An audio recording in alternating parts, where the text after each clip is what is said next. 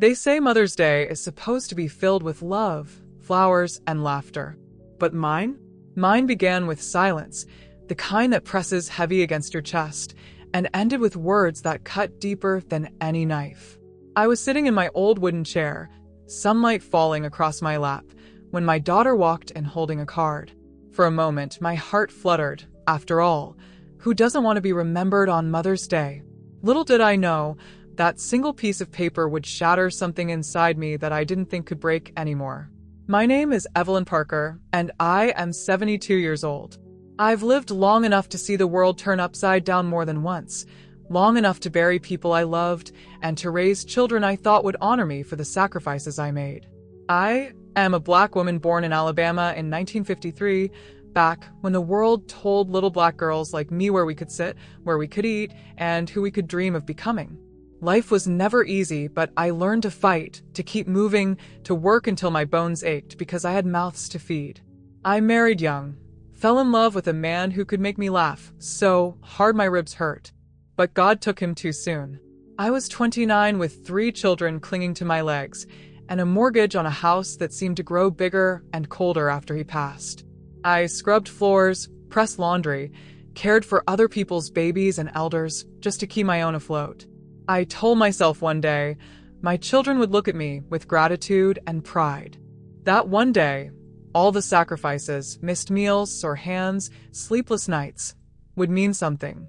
But as I sat there, staring at that card in my hand, I realized life doesn't always pay you back the way you imagine. The card was pink, with a heart-shaped balloon on the front, the kind you could buy at any corner drugstore. I smiled when I first saw it. Just the sight of my daughter standing there, holding something that said Mother's Day, made me believe, for a flicker of a second, that maybe I still mattered. Maybe she still cared. "Read it out loud, Mama," she said, her lips curling into a smile I couldn't quite read. So I did. Because after 72 years, I've learned it's easier to do as people ask than to stir up conflict. My eyes scanned the inside, and my voice, trembling, carried the words into the air. Roses are red, violets are blue, you are a heavy burden, nobody wants you here. At first, I thought maybe my eyes were failing me. I blinked, read it again. The words didn't change. I looked up, hoping, praying it was some kind of mistake, a cruel joke gone wrong. But my daughter was already laughing, her shoulders shaking. Behind her, her 2 children, my own grandchildren, snickered too, covering their mouths like it was the funniest thing they had ever seen. I froze. My chest tightened. Something hot and sharp pushed against my throat, but no tears came. My body had learned long ago to hold them in, to never give anyone the satisfaction of seeing me break. "You don't get it, Mama? It's a poem." Sharon laughed, doubling over, like my pain was comedy. The sound of it rang in my ears. For a moment, I wasn't in my living room anymore. I was back in the factory, the day my boss told me to quit whining when I asked for time off to take care of a sick child. I was back in the diner, the day the waitress skipped over me 3 times before pretending not to notice me at all. I was every tired, invisible woman who gave and gave, only to be told she was a burden. My daughter's laughter sliced deeper than all those strangers ever could. I forced my lips into a thin line, folding the card slowly, gently, as though it were fragile. In truth, I was the one breaking. I had imagined so many ways this day could go. Maybe a phone call from my oldest son who lives in Atlanta. Maybe a bouquet of flowers left at my doorstep. Maybe, just maybe, my daughter showing me that I wasn't forgotten. Instead, I was left holding proof that to her, to them, I was nothing but a weight. I looked at Sharon, at the woman I once carried inside my body for 9 long months, the baby I nursed through fevers and earaches, the teenager I sat with at midnight when she cried over her first heartbreak. And now, standing before me, she saw me as nothing more than a joke. The room grew colder. The laughter echoed, but my ears seemed to close up, my heart beating too loud, too fast. I whispered, almost to myself, "Why would you give me this?" But she was already walking away, tossing her hair, phone in her hand, probably preparing to share the joke with her friends. I sat there, card still in my lap, my fingers tracing over those hateful words like they might change if I touched them enough times. But they didn't. They stayed the same. And so did the silence that followed. If this story so far touches you, or if it reminds you of something in your own life, please take a moment to like this video, subscribe, and hit that bell icon so you don't miss what happens next. And let me know in the comments, where are you watching from? I didn't sleep that night. The card sat on the kitchen table like a snake, waiting to strike. Every time I tried to close my eyes, the words burned themselves onto the inside of my eyelids. You are a heavy burden. Nobody wants you here. I had repeated them so many times in my head that they stopped sounding like a poem and started sounding like a verdict. The house was too quiet. Sometimes quiet can be peace, but that night it was punishment. The tick of the old clock on the wall mocked me, each second dragging me deeper into the hollow place my heart had fallen. I found myself getting up over and over again, walking to the table, staring at that card as though maybe in the darkness it might magically say something different. It never did. I boiled water for tea, but the taste was bitter. I tried reading my Bible, but the words swam before my eyes. My hands shook, not from age this time, but from something rawer, anger and sorrow mixed until I couldn't tell one from the other. How could Sharon do this? My Sharon, the baby I carried while working double shifts, the girl I used to walk 2 miles with just so she wouldn't have to ride the dangerous school bus alone, the woman I'd prayed over countless nights. My Sharon, who had the nerve to laugh at my pain, to train her children to laugh too, as though cruelty was something to pass down like a family recipe. When morning came, the sun peeked through the curtains, painting the room gold. But nothing about me felt golden. My body ached in ways that had nothing to do with arthritis. I went to the mirror, and for the first time, I saw what maybe Sharon saw, an old woman with lines carved deep into her face, hair silvered with age, skin that had weathered too many storms. My reflection looked tired, unwanted. I pressed my hand against the mirror, as though I could touch the girl I once was, the Evelyn who wore bright scarves and dreamed of teaching, the Evelyn who once believed her children would be her crown. That Evelyn felt far away, unreachable, as though she had died somewhere along the way and left behind this shell. I thought about calling my son, Marcus, in Atlanta. He always had a softer spot for me, though he was busy with work and family. But my pride held me back. How could I tell him his sister had given me a card calling me a burden? What mother admits that her own child has no respect for her? What kind of weakness would that show? Instead, I pulled out an old photo album, the one I keep under the coffee table. My fingers flipped through pages of faces that once lit up my world. There was Sharon at age 5, with braids I spent hours twisting.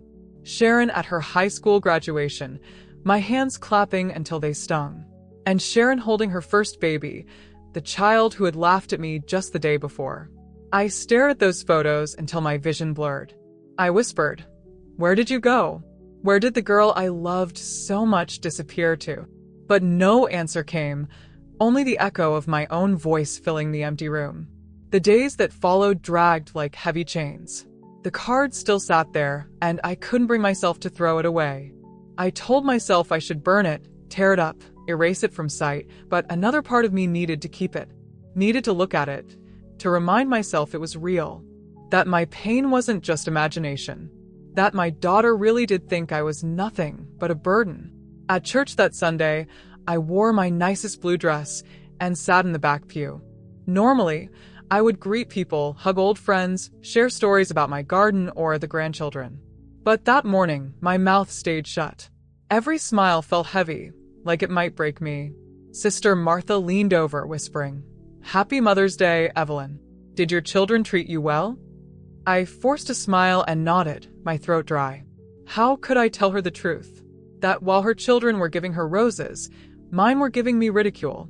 No, I swallowed the lie and held my hymnal tighter, singing words that barely left my lips. The pastor spoke about honoring your parents, quoting, "Honor thy father and thy mother, that thy days may be long upon the land." My chest clenched. I wanted to stand up and shout. But what happens when they don't honor you? What happens when they laugh instead of love? But I stayed seated, silent, tears sliding down my cheeks while I kept my head bowed. After service, a few ladies invited me to join them for brunch. I declined. I couldn't bear to sit at a table full of smiling women bragging about the gifts they'd received, the breakfasts in bed, the phone calls from children who cherished them. My own truth would sit in my throat like a stone. So I walked home alone, each step heavier than the last. At home, I opened the fridge. Inside sat leftovers I didn't want. I poured myself a glass of water instead and sat at the table. The card stared back at me. I finally picked it up again, running my finger over the letters. And something inside me cracked open. I started talking aloud, as though the walls could hear me. After everything I gave you, Sharon. After every night I went without sleep so you could rest. After every piece of bread I tore in half so you could have the bigger slice. This is what I get. This is how you see me. The house stayed silent, but my voice grew louder. I am not a burden. I am not unwanted.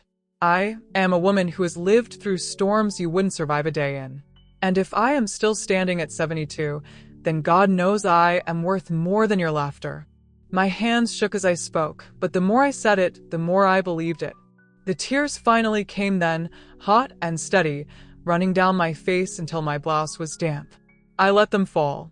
I let the sobs shake me. Because maybe I had been holding them in for too many years, through too much loss, too much silence, too much pretending. When the crying finally slowed, I felt empty but lighter somehow, as though releasing the pain had made room for something else, something waiting to enter. I didn't know what yet, but I could feel it. That night, I sat on the porch, watching the fireflies blink in the dark. The neighborhood was quiet, but somewhere a child laughed, and the sound carried through the warm air. It made me think of Sharon's laugh when she was little. The Rayal laugh, the one that used to bubble up when I tickled her sides or told her silly stories. It hurt to remember it, but it also reminded me that once upon a time, there had been love between us. I whispered into the night, Lord, I don't know why she's turned her back on me, but I know you see me. I know you still count me worthy. The stars above seemed to shimmer a little brighter, as though answering. But even as I prayed, even as I tried to believe, the card still sat inside, waiting. Its words still gnawed at me, like termites eating away at the foundation of a house. And though I tried to push them out of my mind, I knew deep down this was only the beginning of something bigger. Something I couldn't yet see. And in that moment, I didn't know that soon, the whole world would know about that card. I didn't know that strangers would see what Sharon had done. I didn't know that one day my quiet phone would ring again, and again until it felt like the universe itself was telling me I mattered. All I knew that night was this. I might be broken, but I was still here. And maybe, just maybe, that was enough. When I woke up that Tuesday morning, I thought maybe the heaviness in my chest had finally loosened. I'd prayed the night before until my knees hurt, asking God to take the sting out of the words written in that card. But pain is stubborn, especially the kind that comes from your own blood. I walked into the kitchen, made myself oatmeal with cinnamon, and tried to push the memory down like burying scraps under soil. For a moment, I thought maybe I could go about my day without thinking of it. Then the phone rang. I picked it up, thinking it might be Marcus checking in. But it wasn't Marcus. It was Sister Martha. Her voice was high-pitched, too cheerful, the kind of voice people use when they're trying to hide something. Evelyn, she said, I just wanted to let you know I saw the little card Sharon gave you. On Facebook. I froze. My spoon slipped into the oatmeal bowl, splashing milk on the counter. What did you say? Oh, it's all over Facebook, honey. Sharon posted it yesterday. The picture of you reading it. She even put little laughing emojis in the caption. Said something like, best Mother's Day poem ever. People been sharing it around. My chest tightened until I could barely breathe. You mean everybody can see it? Well, not everybody, but you know how these things spread. Anyway, I just wanted to call, to check on you. People might not understand your daughter's sense of humor, that's all. I muttered something, thanks, maybe, before hanging up. My hands shook so badly, I had to set the phone down. I walked straight to the old desktop computer in the corner of the living room, the one Marcus had set up for me years ago. I logged onto Facebook, my heart pounding. And there it was. The picture Sharon had taken. Me sitting in my chair, the card in my lap, my lips parted as I read the words aloud. The caption above it, "Happy Mother's Day to the heaviest burden I know. LOL." Followed by crying laughing emojis. Underneath, comments. Dozens of them. "Girl, you savage. Lord, I could never say that to my mama. But this is hilarious. Burden? That's wild, Sharon. But I guess we all got family like that." I stared at the screen until my eyes blurred. Each word felt like another stone being thrown at me. I wanted to reach through the monitor, tear the photo down, erase it from the world. But there it was, out in the open, my humiliation stretched across timelines I couldn't control. I pressed my hand against my chest, whispering, "Why would you do this, Sharon? Why would you let strangers laugh at me?" I didn't leave the house for 2 days. I couldn't. The thought of running into anyone at the store, at the church, even on the sidewalk, filled me with shame. It was one thing to feel rejected inside my own home, but to have it broadcast for the world to see? It felt like I had been stripped bare, left standing in the middle of the street while people pointed and laughed. When I finally did go out to the grocery store, I kept my head low, moving fast down the aisles. Still, I heard it. The whispers. A woman near the produce section nudged her friend and whispered, "That's her. The one from Facebook." Another man smirked when our eyes met, shaking his head like I was a pitiful joke. I rushed through the store, my heart racing, my palms damp with sweat. When I reached the checkout line, the cashier, a young man no older than 20, scanned my items slowly, too slowly, his eyes flicking to me with curiosity. Finally, he said, "Ma'am, I seen that post your daughter made." I'm sorry. That was cold. His words were meant kindly, I think, but they cut deeper. I bit my lip, nodded, and forced a smile that didn't reach my eyes. The ride home was a blur. When I closed the door behind me, I leaned against it and sobbed. The humiliation spread in ways I couldn't escape. At church the next Sunday, I felt the stares. A few people tried to be kind, giving me extra hugs, telling me, "Don't worry about what's online, Sister Evelyn." But their pity was almost worse than the laughter. Pity made me feel small, fragile, as though I were no longer a person, but a wound walking on 2 legs. One woman even said, "You know, kids these days joke different." Maybe she didn't mean it the way it sounded. I wanted to scream. Didn't mean it? She wrote it. She posted it. She laughed at me while her children laughed too. There was no misunderstanding. It was plain cruelty. I went home after service and sat on the edge of my bed, staring at my hands. These hands had washed endless dishes, folded laundry until the skin cracked, wiped tears from little cheeks, braided hair until my fingers cramped. These hands had given everything they had. And yet, somehow, I was still reduced to a burden. That night, I called Sharon. My voice shook, but I forced myself to speak. "Why did you post that picture? Why did you let people laugh at me?" Her voice on the other end was sharp, defensive. "Mama, it was a joke. People thought it was funny. You're being too sensitive." "A joke?" My voice cracked. "You call humiliating your mother a joke?" There was a pause, then a sigh. "You just don't get it, Mama. That's how the internet works. People laugh, they move on. It's not that serious. Not that serious." Those 3 words cut me deeper than the poem itself. I hung up before I could say anything else.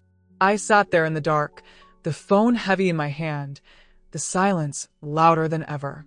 Over the next week, the shame settled into me like a sickness. I stopped answering calls, even from Marcus. I couldn't bear to tell him what had happened, couldn't stand the thought of his voice filled with pity. I didn't open the curtains in the mornings. I let the dishes pile up in the sink. Food lost its taste.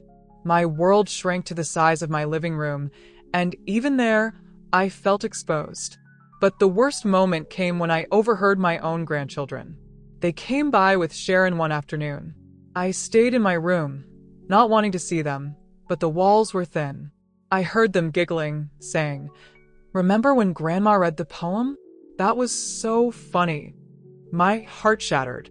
Not only had my daughter mocked me, But now the children I once rocked to sleep thought of me as a joke too. I lay on my bed, clutching my pillow, biting down on the fabric so my cries wouldn't escape too loud. I wondered if maybe Sharon was right. Maybe I was a burden. Maybe my presence only weighed people down.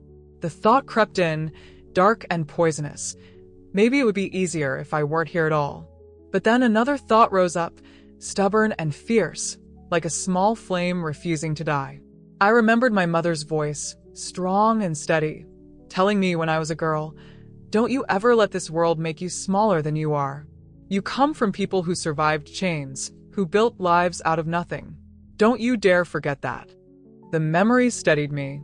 I sat up, wiped my tears, and whispered into the empty room, "I am not nothing. I am not." Still, the card sat on the table. The Facebook post was out in the world, and I couldn't take it back. My shame was public now, painted in laughter and emojis.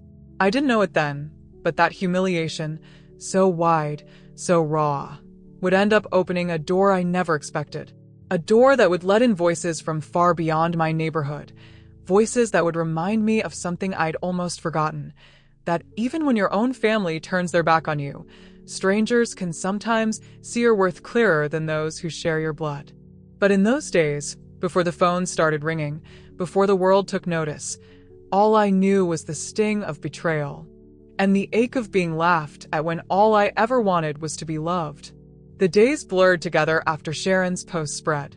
Morning bled into night, and night stretched into something that felt endless. I moved through my house like a shadow, not really living, just existing. The curtains stayed drawn, the air heavy. Even the walls seemed to lean in on me, whispering the words from that card over and over again until I almost believed them. I had always been strong. That was what people said about me. "Evelyn's a rock," they'd whisper. "You can lean on her." And I was. For decades, I carried the weight of raising 3 children on my own, working jobs that broke my body, but not my will. I made sure they had food even when I went without. I smiled when I was bone-tired because I didn't want them to see my weakness. But this humiliation, this betrayal from my own blood, it cut deeper than poverty, deeper than loneliness, deeper than death itself. I'd been poor before. I'd been hungry. I'd been disrespected by strangers who saw nothing in me but my color and my class. But nothing had ever felt as heavy as seeing my own daughter laugh at me, then parade my pain before the world. I started questioning myself in ways I never had. Late at night, lying on my bed, staring at the ceiling fan as it spun lazily, I whispered questions into the dark. Was I a burden? Had my children only endured me all these years out of duty? Never love? Did they secretly resent me for surviving, for still being here when I should have made their lives easier by disappearing? The whispers grew darker. Maybe it would be better if I weren't here. Maybe Sharon wouldn't feel so weighed down. Maybe the laughter would finally stop if I just stopped. One night, I sat at the kitchen table with a bottle of pills in front of me. Pain medicine for my arthritis. The label told me to take one every 12 hours, but there were enough in that bottle to silence the ache in more than my joints. I stared at them, my hand hovering. My chest felt tight, my breath shallow. I thought about how easy it would be. No more humiliation. No more laughter. Just silence. But then my eyes drifted to the corner of the kitchen, to the wall where the children's growth marks were still faintly visible. I had measured Sharon there, pencil against the plaster. Every inch taller she grew, making me clap with pride. I remembered her little voice shouting, "Look, Mama, I'm getting big." And I thought of Marcus calling me on my birthday every year without fail. I thought of my youngest, Daniel, who lived states away but still sent cards in the mail. Not all my children had laughed at me. Not all of them had forgotten. My hand pulled back from the pill bottle, trembling. I pressed my face into my palms and wept, the kind of weeping that makes your whole body shake, your throat raw. I cried not only for what Sharon had done, but for the part of me that had believed, even for a moment, that I was worthless. The next morning, I dragged myself out of bed. I couldn't let the whispers win. I picked up my Bible, flipping to the worn pages that had been stained by years of tears and coffee. My eyes fell on Isaiah 46 verse 4. Even to your old age and gray hairs I am he who will sustain you. I have made you, and I will carry you. I repeated the words out loud, again and again, until they sank into me. He will carry me. He will carry me. Maybe I couldn't carry myself anymore, but I had survived too much in this life to let my daughter's cruelty end me. Still, surviving didn't erase the hurt. Each time I stepped outside, I felt the eyes of the world on me, real or imagined. At the grocery store, I thought every whisper was about me. At church, I kept my head bowed, afraid to meet anyone's gaze. When the phone rang, I let it go to voicemail, certain it would only bring more shame. At night, I dreamed of laughter that echoed through empty rooms until I woke up drenched in sweat. I would reach for the lamp, switch it on, and sit there breathing heavy, the shadows of my room reminding me that yes, this was my life now. One evening, as I washed dishes slowly, my back aching, I heard children outside playing. Their laughter floated through the open window, pure and bright. It hit me like a knife. That sound, once so sweet, had become something sharp. It reminded me of my own grandchildren's giggles as they mocked me. I turned off the water, dried my hands, and sank into a chair. I closed my ears with my palms, but the memory of their voices wouldn't go away. I thought about calling Sharon again, begging her to take the post down, to stop the humiliation. But my pride clenched its fist inside me. I couldn't give her the satisfaction of hearing me beg. If she didn't care about my dignity before, why would she care now? Instead, I found myself writing. I pulled out an old notebook, its pages yellowed, and began scribbling.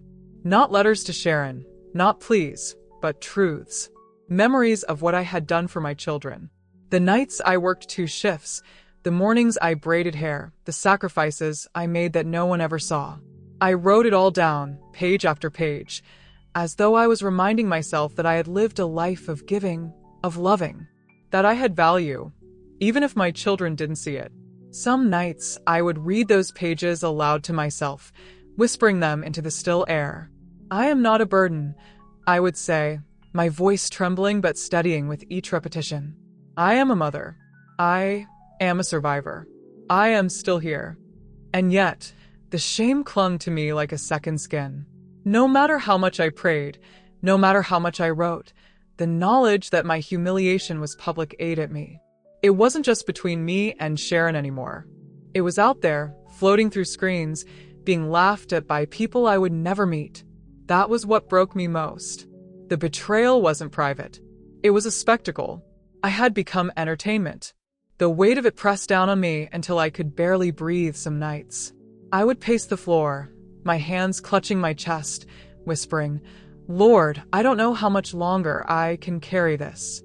Please, take this cup from me." There were moments I thought maybe he didn't hear me, that maybe I was destined to live out the rest of my years in this quiet misery, shrinking smaller and smaller until I disappeared. But there was also a flicker inside me, a tiny ember that refused to go out. Maybe it was stubbornness, maybe it was faith, maybe it was both. But it kept whispering, "Hold on. Just a little longer." I didn't know then that change was coming. That the very thing Sharon had meant to humiliate me with would soon open a door I never expected. That strangers would see me, hear me, care about me in ways my own daughter did not. At that moment, all I knew was pain. All I knew was the breaking. But sometimes I've learned you have to break wide open before light can find its way in. I didn't notice it at first. The world outside my little house was so far removed from me, I barely touched it anymore. I didn't scroll social media. I didn't look for news. I was content, or at least resigned, to just shuffle through my routines, small and quiet, trying not to think about the ache in my chest. But the world had found me anyway, and it came crashing into my life like a storm I never saw coming. It started with the phone. For weeks it had been silent, except for the occasional robocall I ignored. My children weren't calling. Friends from church had left a few voicemails I couldn't bring myself to answer. Silence had become the music of my days. But one morning, just as I was settling into my worn recliner with my Bible in my lap, The phone rang. The sound startled me, sharp and insistent. I let it go. A minute later, it rang again. And again. By the time the third call came, curiosity tugged at me. I picked it up, pressed it to my ear, and said softly, "Hello, Miss Evelyn?" A woman's voice asked, breathless. "Oh my goodness, it's really you." I frowned, unsure. "Yes, this is Evelyn. I just wanted to tell you you are not a burden. You are loved. I saw what your daughter posted, and I cried. You don't deserve that, ma'am. I wanted to call and tell you that you are precious." My heart skipped. I nearly dropped the phone. My hands shook as I stammered. How? How did you get my number?" "It's in the comments, ma'am. Someone shared it. I hope that's okay. I wanted to let you know people care about you." I didn't know what to say. I muttered a thank you, hung up, and stared at the phone in disbelief. My number. My humiliation. It wasn't just in my daughter's circle anymore. It was out there for strangers. The phone rang again. And again. Each time, a new voice. Men, women, young, old. Some called to offer encouragement. Others called crying, telling me they had gone through the same cruelty from their children. A few just called to say, "We love you, Miss Evelyn. Don't you ever think you're worthless?" But not all of them were kind. One voice snarled into the receiver. "Maybe they're right. Maybe you are a burden. Why else would your own family not want you?" Then the line went dead. Another caller laughed, mimicking the cruel rhyme from the card. "Roses are red, violets are blue. Nobody wants you," before cackling and hanging up. I sat frozen, the phone heavy in my palm.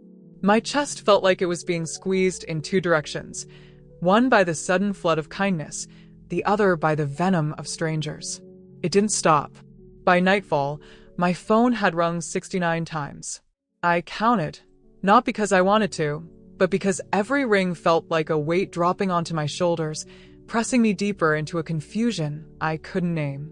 I wanted to throw the phone into the trash, but I also found myself clutching it, waiting for the next call, afraid of what it might bring but unable to turn away. At midnight, as the last call of the day came, I answered with a shaky voice. "Hello." This time, silence answered me at first. Then a quiet male voice said, "You remind me of my mama. She passed 5 years ago, and I'd give anything to hear her voice again. Don't let them break you, ma'am. Don't you dare." The line clicked off before I could respond. I sat there, tears streaming, whispering into the dark, "Lord, what is happening to me?" The next day, I learned the truth. My neighbor, Mrs. Jacobs, a stout woman with a loud voice and a kind heart, knocked on my door holding her phone. "Evelyn," she said, her face tight with both pity and urgency. "Have you seen this?" She shoved the phone into my hands. On the screen was Sharon's post, the video she'd uploaded of me reading that awful card. But it wasn't just sitting there in obscurity anymore. It had thousands of shares, tens of thousands of comments. My humiliation had gone viral. The caption above the video burned into me. "When your mama becomes the biggest burden in the house." Had to make her a card she'd never forget. My chest tightened, breath catching in my throat. I scrolled through the comments, my vision blurring. Some laughed, typing rows of laughing emojis. Others wrote things so cruel I could barely process them. But mixed in, there were defenders. People who called Sharon heartless. People who said, "This woman deserves respect. She gave you life." And then there were thousands, literal thousands, writing, "We love you, Mama Evelyn." Mama Evelyn. That's what they were calling me. I handed the phone back to Mrs. Jacobs, my fingers trembling. "I didn't ask for this," I whispered.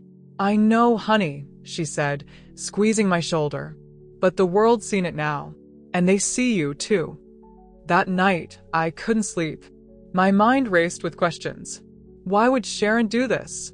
Did she know it would blow up like this? Did she care that strangers now mocked me? Or was this her plan all along? To shame me beyond repair? But then I remembered the voices, the calls. The people who said I reminded them of their own mothers. The ones who told me I wasn't worthless. That strange man who said I reminded him of his mama, gone too soon. It was dizzying, this mix of pain and strange, fragile validation. By the third day, the mail started. Letters, packages, cards arriving at my doorstep. Some from across town, some from states I'd never visited. One letter came all the way from Canada. Inside, a woman had written in careful cursive, "I saw the video. I cried for you. My own children turned on me, too. Please know you're not alone." Another package held a quilt, handmade, with a note, "Every stitch is love for you, Mama Evelyn." I held that quilt against me, sobbing, the fabric soaking up tears I hadn't realized were still left in me. But even as kindness poured in, the cruelty continued. Anonymous letters slipped under my door, calls in the night with nothing but laughter on the other end. The world had split open, and I was caught in the middle, beloved by strangers, scorned by my own blood. The cruelest cut of all came a week later. Sharon herself showed up at my door. I opened it to find her standing there, arms crossed, her phone in her hand. "You've made me look bad," she spat. I blinked, stunned. "Made you look bad? Sharon, you're the one who—" "You could have just laughed it off," she snapped. "But no, now everyone's calling me heartless. Do you know what my friends are saying about me? Do you know what this has done to me?" Her words struck me like slaps. My jaw trembled as I whispered, "What it's done to you?" "Sharon, I haven't slept in days. My phone hasn't stopped ringing. People know my shame because of you." She rolled her eyes. "You're being dramatic.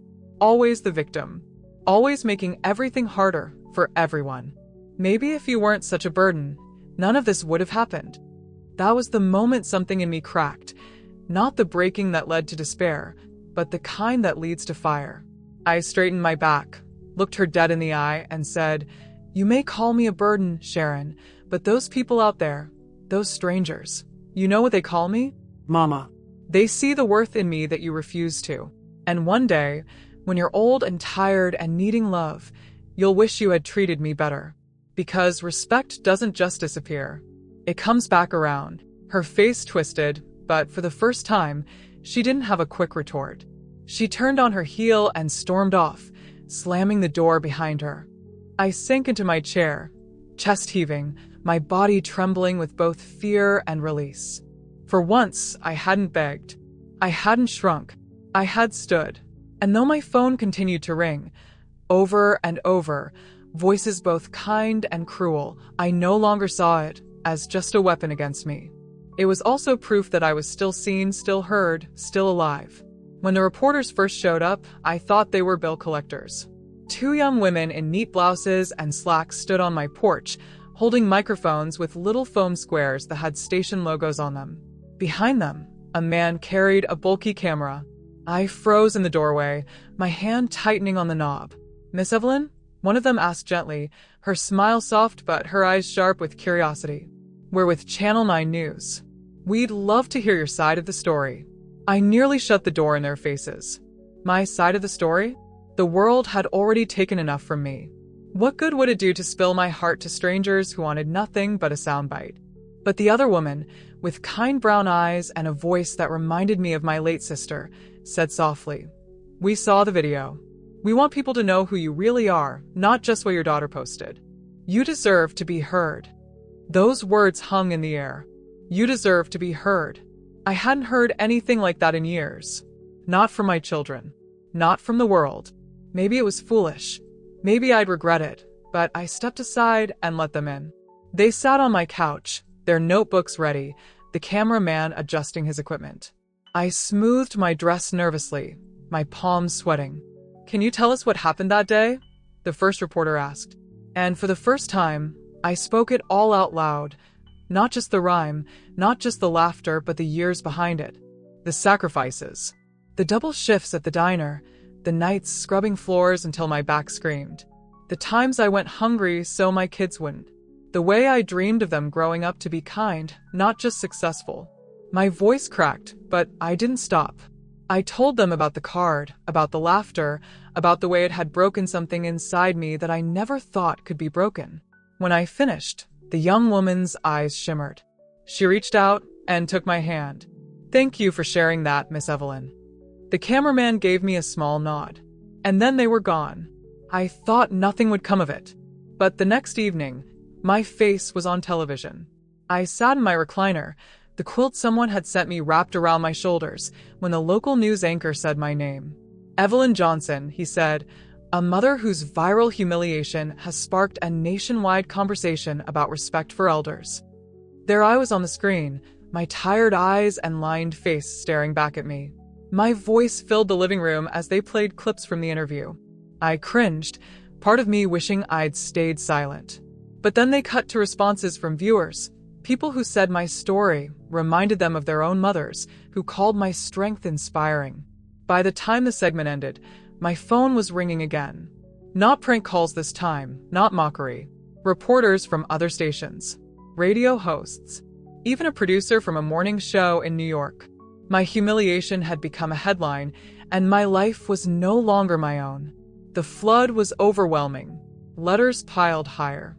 Strangers came to my porch with flowers, baked goods, even money slipped into envelopes with shaky handwriting that said, "For you, Mama Evelyn." I tried to refuse, but they insisted. At church the following Sunday, people I'd known for years but who had rarely spoken more than a polite hello suddenly hugged me tight, whispering, "We're proud of you." For the first time in a long time, I didn't sit alone in the pew. But fame, even the kind you never asked for, cuts both ways. Sharon came again, this time angrier than before. She barged into my house without knocking, her face flushed. "You're making me a villain," she shouted. "Do you know how many messages I've gotten? People calling me ungrateful, disgusting, a monster? You're ruining my life, Mama." Her words burned, but I met her gaze and said quietly, "I didn't make myself a victim, Sharon. You did that when you laughed at my pain. And now the world sees it." "You could have shut it down," she snapped. "You could have told those reporters no. But no, you had to sit there and cry and make me look evil." Something hardened in me. For years, I'd let Sharon twist things, let her anger make me small. But now? Now I had voices behind me, millions if the news reports were right. For once, I didn't feel cornered. "You call yourself my daughter," I said, my voice trembling but strong. "But a daughter honors her mother. A daughter protects her mother. You don't get to hurt me and then blame me for bleeding." Her mouth opened, then shut. She shook her head, grabbed her purse, and stormed out. I watched her leave, my heart both heavy and light at the same time. The following week, the invitations came. Radio interviews, podcasts, even a church conference in Atlanta asking me to speak about dignity and respect. I'd never been farther than the next town, but suddenly people wanted to hear my voice, my story. The first time I spoke publicly, I thought I might faint. The room was full of strangers, their eyes fixed on me. My knees trembled as I gripped the podium, but when I opened my mouth, something else came out. Not just words, but truth, raw and steady. "I am not a burden," I said. "I am a mother. I am a survivor. I am a child of God. And so are millions of other elders who are cast aside, laughed at, forgotten. We are still here. We still matter." The crowd rose to their feet, clapping and shouting, "Amen." Tears blurred my vision. For the first time since that cruel card, I felt something stronger than shame. I felt purpose. But the attention didn't stop at kind words and applause. National news picked it up. Talk shows debated it. Hashtags with my name trended on social media. Some called me a symbol of resilience. Others mocked me still, saying I was milking pity for fame. The cruel comments still stung, but they didn't sink as deep anymore. Because for every insult, there were 10 voices lifting me up. Then came the letter that changed everything. It arrived in a plain white envelope, no return address. Inside was a single sheet of paper, neatly typed. "Dear Evelyn, I'm a producer with Good Morning America. We would love to fly you to New York for an in-studio interview. Millions of people want to hear your story. Please consider it. We'll handle all expenses."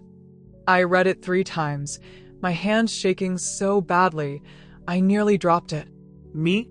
On national television? It sounded impossible. That night, I prayed harder than I had in years. Lord, is this what you want for me? Is this your way of taking my shame and turning it into something bigger? The next morning, I called the number at the bottom of the letter.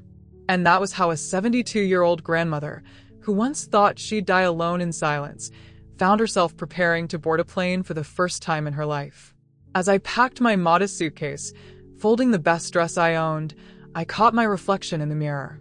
The lines on my face were still there. The gray in my hair was still there. But my eyes looked alive again. The world might have first known me as a joke, a burden, a punchline. But now they were about to hear me as a voice that had been silenced too long, a voice that had found its fire again. And though my phone still rang with strangers, both kind and cruel, I no longer feared the sound. Each ring was a reminder that I wasn't invisible, that I wasn't gone, that my story was still being written. The first time I saw the New York skyline from the airplane window, I thought my heart might stop. I had never been in the air before, 72 years on this earth, and my feet had always stayed planted on the ground. As the plane climbed above the clouds, I gripped the armrest so tightly my knuckles turned white. The young woman beside me, a producer named Claire, patted my hand and said softly, "You're doing great, Mama Evelyn." That name again, Mama Evelyn. I still wasn't used to hearing strangers call me that. Yet it followed me everywhere now, from the flight attendants who had recognized me as I boarded, to the hotel clerk who smiled as she handed me my room key. Somehow, I had become more than just Evelyn Johnson, a tired old woman from Georgia. I had become a symbol. But as the cab carried me through the bustling streets the night before the interview, I couldn't shake the ache in my chest. All the lights, all the noise, all the people. Yet my own daughter wasn't beside me. Sharon hadn't called, hadn't written, hadn't even offered a word of congratulations. For her, my rise was her shame, and she wanted no part in it. That night in the hotel room, I knelt beside the bed, the city glowing through the window. "Lord," I whispered, "I never asked for this. I never asked to be on television or to be called Mama by people I don't know. I just wanted to be loved by the ones I gave life to. If this is your way of giving me back some dignity, then help me to stand tall tomorrow. Don't let me fall apart on that stage." The next morning came too fast. The studio was bright, colder than I expected, filled with people buzzing around like bees.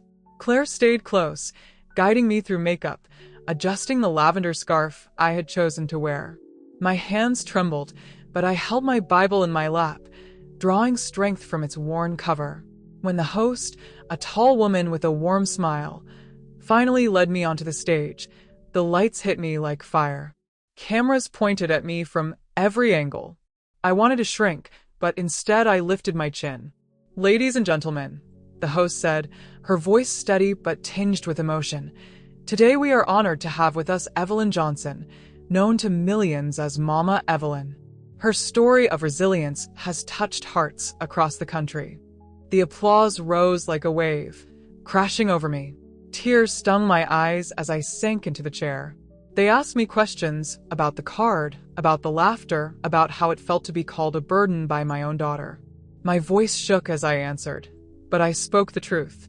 I told them about the humiliation, the sleepless nights, the pill bottle I almost opened. I told them about the strangers who called me, the letters, the quilt, the man who said I reminded him of his late mama. And then I said the words that had been burning in me since the day Sharon shoved that cruel rhyme into my hands. I am not a burden, and no elder should ever be made to feel like one. We gave life, we gave love, we gave everything we had, and we still matter. Our voices still matter. Our lives still matter. The audience rose to their feet, clapping, some even shouting, "Amen." The host wiped tears from her eyes. For the first time in my life, I felt like the world was listening. But with attention comes fire. When I stepped off that stage, my phone buzzed with dozens of new messages. Some were kind, strangers thanking me, telling me I gave them courage. But one from Sharon cut through them all. "You've embarrassed me on national television. I can't believe you." "No, Mama. No kindness. Just cold, sharp words." I stared at the screen, my chest tightening. For a moment, I thought about calling her, begging her to see my heart. But then I remembered the applause, the tears in that audience's eyes, the letters piled back home. I had begged enough. This time, I let her silence hang. That night, back at the hotel, I found myself looking out at the city lights and thinking of the years I had hidden my pain, swallowed my pride, and stayed quiet for the sake of peace. Peace had never come. Not in my house. Not with Sharon. And now the world had pulled me out of the shadows. Maybe this wasn't about peace anymore. Maybe it was about truth. The next morning, headlines splashed across newspapers and television screens. Mama Evelyn speaks for forgotten elders. Clips of my interview spread like wildfire online. My words were quoted, repeated, turned into graphics that floated across Facebook and Instagram. For the first time, the laughter wasn't louder than the truth. Back home, when I stepped off the plane, a crowd was waiting at the small airport. Strangers cheered, held up signs that read, "We love you, Mama Evelyn," and "You are not a burden." Tears filled my eyes as they pressed flowers into my hands, hugged me gently, whispered prayers over me. But not everyone welcomed me as a hero. The next Sunday at church, Sharon showed up, her face pale and tight. She didn't sit beside me. She didn't even look my way. But when the pastor called me forward to pray over me, when the congregation laid their hands on me and lifted me up in a chorus of love, Sharon stood in the back with her arms crossed, her jaw clenched. Later, outside the church, she cornered me. "You think this is going to fix everything? That all these strangers cheering for you makes up for the fact that you're impossible to live with?" Her words stung, but I looked her in the eye and said, "No, Sharon. It doesn't fix everything, but it proves I am not what you called me. And deep down, I think you know that." Her eyes filled for just a second before she turned and walked away. That night, lying in bed, I thought about how fame doesn't heal wounds. The applause fades. The headlines shift. But the ache of a child's betrayal? That lingers. And yet, for the first time, I didn't feel crushed by it. I felt carried. By strangers, by faith, by something larger than the pain itself. Over the next weeks, more doors opened. Invitations to speak, to share my story. Each time, I told the truth, not just for me, but for the thousands of elders who wrote to me, saying they too had been forgotten, mocked, discarded. My voice became bigger than my shame. And yet, late at night, when the world was quiet, I still found myself whispering into the dark, "Lord, please touch my daughter's heart. Please let her see me again, not as a burden, but as her mother." Because no matter how many strangers called me Mama Evelyn, no matter how many people stood and applauded, part of me would always ache for the one voice that hadn't yet spoken love. But maybe, just maybe, the story wasn't finished. The autumn air had turned crisp by the time I returned from my third speaking engagement. The trees in my neighborhood blazed with red and gold, a beauty so sharp it almost hurt to look at. Children's laughter carried from down the block, mingling with the rustle of leaves. To any outsider, it looked like an ordinary Sunday afternoon in Georgia. But inside me, the storm hadn't settled. Fame was a strange companion. On one hand, it wrapped me in warmth. Strangers sent letters daily, telling me I had saved them from despair. Churches invited me to stand at their pulpits and speak of dignity, of strength, of survival. For the first time in my life, my name was spoken with respect outside the walls of my small house. Yet the closer I drew to the world, the further Sharon seemed to pull away. That afternoon, as I set my suitcase by the door and reached for the kettle, the phone rang. I expected another reporter, another producer arranging a segment. Instead, my sister Mary's voice came trembling through the line. "Evelyn," she whispered, "I don't want to alarm you, but I just left the grocery store." Sharon was there, talking with some of the other women from church. She was angry, Evelyn. She said you were ruining her life, that all you're carrying on has made her the laughingstock of the congregation. My knees weakened, and I sank into the chair beside the phone. Ruining her life? Mary, I never wanted the spotlight. I just wanted to survive the humiliation she gave me. Mary sighed. I know. But Sharon is telling people you're lying. She said you exaggerated everything for attention. The words cut deep, like a blade twisting inside me. Exaggerated? Did she think the rhyme she wrote was a joke I invented? The laughter, the shame. Did she believe I conjured it all for pity? I could hardly breathe as I whispered, Thank you, Mary. I'll handle it. But how does a mother handle hearing her child call her a liar? That night, I couldn't sleep. Every time I closed my eyes, I saw Sharon's face at the church, arms crossed, jaw tight, daring me to collapse under the weight of her scorn. And beneath it all, the memory of that card, that cruel rhyme, replayed like a wound that refused to close. The following week, the pastor called. Evelyn, he said gently, the congregation is divided. Many stand with you, but some are worried. Sharon has been speaking against you, saying the media twisted your story. I want you to come to Wednesday service and share your truth again. My hands trembled around the receiver. Pastor, do you think it's right to speak about it in front of a whole congregation? I think, he said, the Lord put you on a path, and the truth always has to stand in the light. Don't let whispers steal your dignity. So Wednesday came. I dressed in my best blue dress, the one James used to love on me, the one I had worn to his funeral. I pinned on the brooch he had given me on our 30th anniversary, a tiny pearl set in silver. It was my armor. When I walked into the sanctuary, all eyes turned to me. Some smiled warmly, nodding in encouragement. Others looked away, their faces tight. And in the second pew, Sharon sat with her arms folded, her lips pressed thin. The pastor welcomed me to the front. My legs felt heavy, but I forced them forward, clutching my Bible like a lifeline. I stood at the pulpit, my heart pounding so loudly I thought it might drown out my words. I never asked for this. I began, my voice trembling. I never asked for the cameras, the applause, the letters. I only asked for love, for respect, for the dignity every mother deserves from her children. I paused, looking directly at Sharon. Her eyes glistened, but her mouth remained hard. My daughter wrote me a card, I said, my voice breaking. A card that told me I was a burden, that mocked my age and my worth. That pain was real. I did not invent it. I did not exaggerate it. And when the world heard my story, they did not see lies. They saw truth. A murmur rippled through the congregation. Some nodded, some wiped their eyes. But Sharon shot to her feet, her voice ringing across the sanctuary. You're twisting it, she cried. It was a joke, Mama. A silly rhyme. You've made me look like a monster to the whole country. You've destroyed my reputation, and for what? For pity? For attention? Gasps filled the air. The pastor tried to calm her, but she stepped into the aisle, her hands shaking. You don't know what it's like, being my mother's daughter now. People whisper behind my back. They laugh at me. They call me the woman who abandoned her mama. Do you know what that feels like? Tears blurred my vision, but I steadied my voice. Yes, Sharon. I know exactly what it feels like, because that's how I've lived for years. The church fell silent.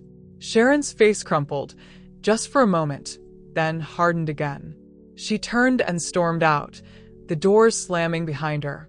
I nearly collapsed, but strong hands held me steady. The pastor prayed over me as the congregation surrounded me with their voices, their tears, their arms. Yet even in that circle of love, my heart felt broken. After service, Mary drove me home. Neither of us spoke much. The silence in the car pressed down heavy, thicker than words. When we reached my driveway, Mary touched my hand. She heard you, Evelyn. Whether she admits it or not, she heard you. But in the lonely hours of the night, I wasn't so sure. The days that followed were heavier than any speaking engagement, any interview. My phone buzzed constantly with messages, some full of love, others filled with venom. Strangers accused me of destroying my daughter's life, of using my old age as a weapon. Others said I was a hero, a warrior for every forgotten mother. The weight of both sides pressed on me until I could hardly breathe. One evening, a letter arrived in the mail, written in careful handwriting. I opened it slowly, expecting another kind word from a stranger. Instead, it was from Sharon. It read, "Mama, I don't know what to feel anymore. I'm angry, I'm hurt, I'm embarrassed, but under all that, I'm ashamed. I shouldn't have written that card. I thought it was funny, but it wasn't. I know I hurt you, and I see the whole world standing with you now. But every time I hear your name, I feel like I'm drowning. You've become a saint to everyone else, and I'm the villain. How do I come back from that?" Tears dripped onto the page as I read. My hands shook as I pressed the letter to my chest. It wasn't an apology, not fully, but it was a crack, a glimpse of the daughter I had raised, the one who used to braid my hair when she was little, who used to curl against me when thunder shook the house. That night, I sat at my kitchen table, pen in hand, and wrote back, "Sharon, I don't need the world to see you as a saint. I only need you to see me as your mother. I forgive you, even if the hurt still lingers. Come home. Sit with me." Let's start again. I mailed the letter the next morning, my heart pounding as I slipped it into the blue box. But days passed. No reply. Then, on a quiet Saturday evening, as I sat on the porch watching the sun sink low, a car pulled into the driveway. Sharon stepped out, her face pale, her eyes red. For a long moment, we just looked at each other. No words, no excuses, no explanations. Just two women bound by blood, standing in the wreckage of their broken bond. "Finally," she whispered, "Mama." And I opened my arms. She came to me, trembling, and for the first time in years, I held my daughter close. Her sobs shook against my chest, and mine mingled with hers. The neighbors passing by may have thought it strange, two women clinging on a porch at dusk. But to me, it was holy ground. I didn't know what tomorrow would bring. I didn't know if the world would keep calling me Mama Evelyn, or if they would forget me when the next story came along. But in that moment, with Sharon's tears soaking my dress, I knew one thing for certain. The story wasn't about fame or shame or even survival anymore. It was about love. And love, no matter how broken, still had the power to rise again. If this story touched your heart or reminded you of the power of love, forgiveness, and resilience, don't forget to like this video, subscribe to the channel, and hit that bell icon so you never miss the next chapter. And please, drop a comment below telling me where you're watching from. I'd love to hear your story too.